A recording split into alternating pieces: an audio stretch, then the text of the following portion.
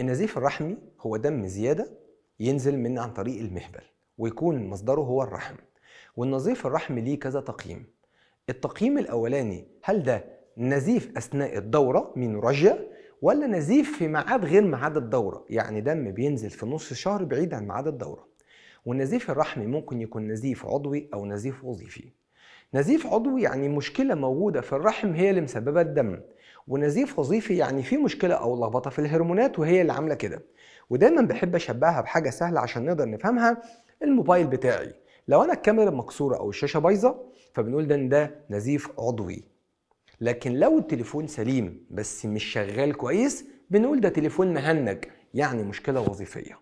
لازم بالسونار نقدر نقيم هل في مشكلة عضوية في الرحم هي اللي مسببة النزيف، زي لحمية في بطانة الرحم أو ورم لوفي أو كيس على المبيض أو بطانة مهاجرة، ولا هي القصة كلها إن الرحم سليم والمبايض سليمة ودي لخبطة في الهرمونات أو نزيف وظيفي. ولما نعرف نشخص كويس هو عضوي ولا وظيفي هنقدر نسهل جدا على الست مهمة إن احنا هنقدر نوصل لعلاج مثالي جدا للمشكلة اللي عندها.